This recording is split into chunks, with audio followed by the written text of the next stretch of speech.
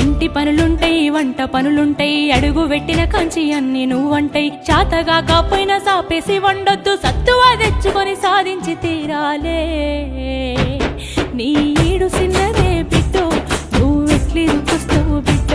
జర్రయాదిలా జర్రయాదిలా జర్రయాది నుంచోకోవే బిడ్డో అడుగు పెడుతున్న తొట్టోరిల్లు